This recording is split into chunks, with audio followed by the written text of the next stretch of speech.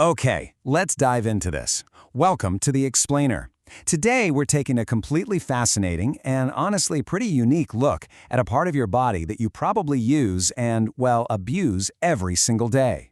We're going on an autobiographical journey written entirely from the perspective of your very own stomach.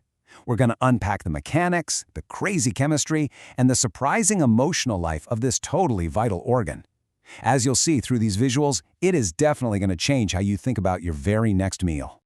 I mean, if your stomach had a voice, it would almost certainly open with a pretty massive complaint. Something like, "You chew too fast and leave all the hard work to me." Think about it for a second. So many of us are in such a rush, we basically swallow our food whole.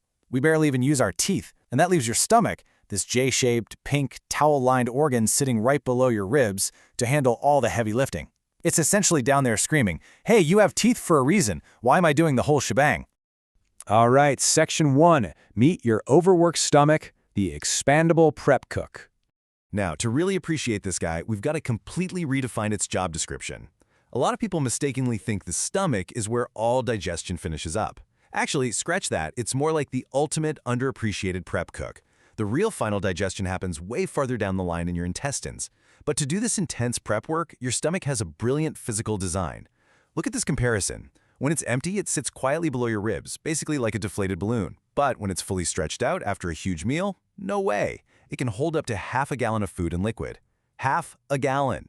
It's this biological storage tank that perfectly adapts to whatever you decide to throw down there. Moving right along to Section 2. Inside the acid kitchen, where we see chemistry in action.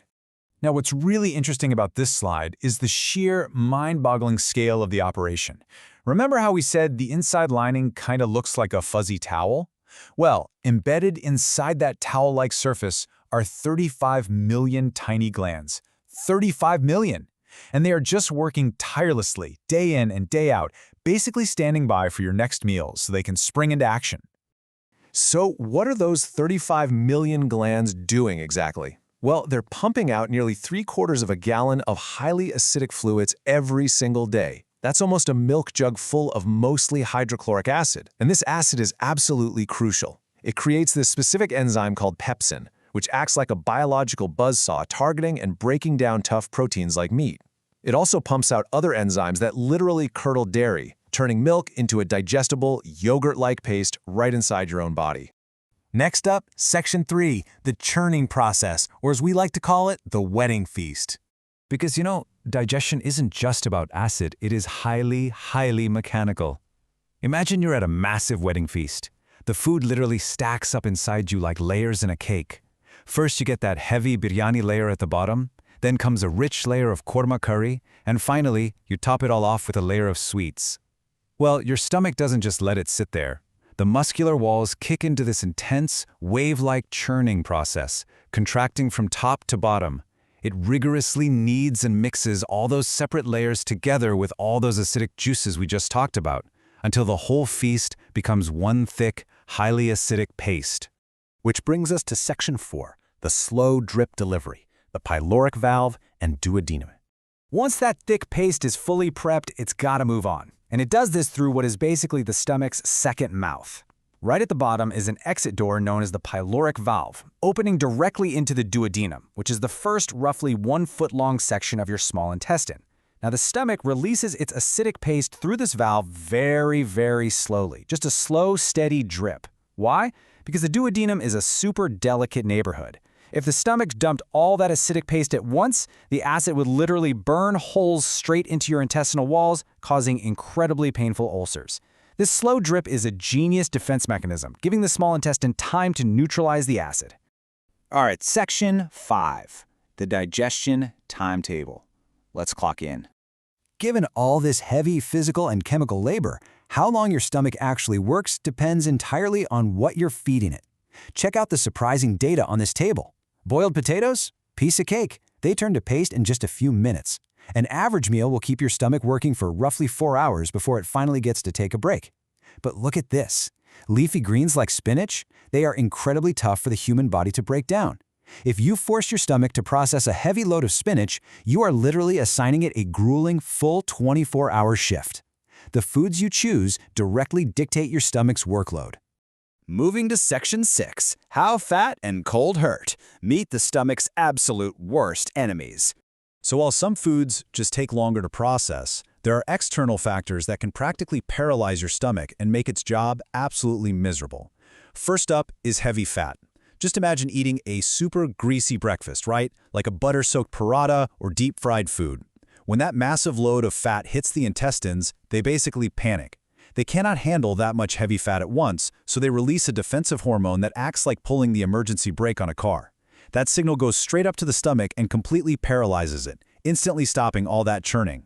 So when you sit down for lunch hours later, your stomach is still frozen in time, stuck trying to process your greasy breakfast.